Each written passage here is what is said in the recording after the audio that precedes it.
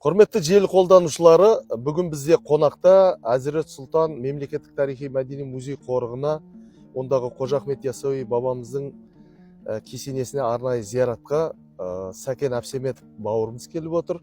Бұл кісі блогер, осы қаладағы, осы халықтың арасындағы болып жатқан қаладағы үлкен жағымды жаңалықтарды халықпен бөлісіп жүрген блогер азаматтардың бірі. Бүгін зияратқа келген екен.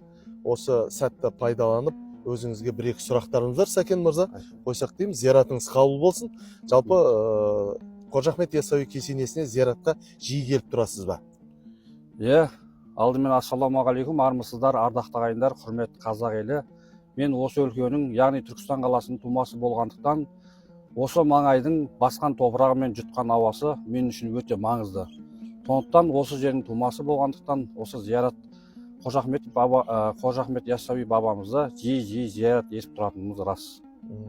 Сәкен мырза, жалпы сіздің көптеген түсіріп жатқан видеороликтеріңізді көріп жатамыз.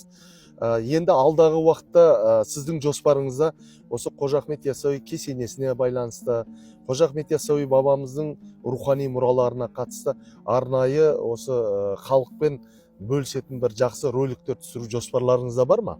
Әрине, біз енді осы өлкеде өмір сүрген соң Қожа Ахмет Яссауи бабамыз мен Түркістан қаласының негізгі тарихына өте қанықпыз. Сондықтан алыстағы келіп жатқан ағайындарға осы бабамыз бен Түркістан қаласының тамыры тереңге жайылған тарихын паш етуге міндетті түрде өзімнің азаматтық борышым деп санаймын. Рахмет. Өзіңізге белгілі, жақын күндері мемлекет басшысы Қасым-Жомарт Кемел Тоқаевтың бастамасымен мынау қазақтың соңғы ханы Кенесары ханның Марал Ишанның Кенесары ханға берген Құран кітабы алдыңғы апта осы Түркістанға келіп, осы Қожа Ахмет Яссауи кесенесінің Ақсарай бөлмесінен салтанат құрып, сонда орын алып жатыр. Ол да біздің еліміз үшін, біздің туған жеріміз үшін, біздің тарихымыз үшін үлкен бір құнды дүние болып тұр. Осы Құран кітаптар бойынша да бір елге паш ететін бір жақсы дүниелер түсіруде өздеріңіздің жоспарларыңызда бар ма? Сол бойынша ойыңызды бөлісіп кетсеңіз. Әрине, мен ең бастысы осы зәулім кесенеге Қожа Ахмет бабамыздың басына келуім себебінің маңызы да осы еді. Осы Кенесары ханның тұсындағы Құран кітап Қожа Ахмет Яссауи бабамызға келді дегенді естігеннен кейін бір көзбен көру, бір азаматтық борышым деп санап бүгін келіп отырмын. Міне, келген себептегі сіздермен жолығып, осындай сұхбатқа да душар болып жатқан жағдайым осы. Әрине, алдағы жоспарларда бар, қызығушылық танытып жатырмыз.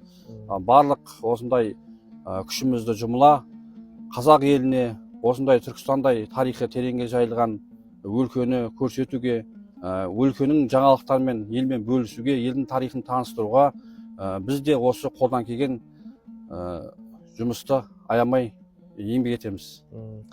Рахмет, Сәкен мырза, бүгін келіп, келелі ойыңызды айтып, осы біздің Түркістанның тарихына, жалпы қазақ елінің тарихына жасап жатқан еңбектеріңізді ел жақсы біледі. Зияраттарыңыз қабыл болсын.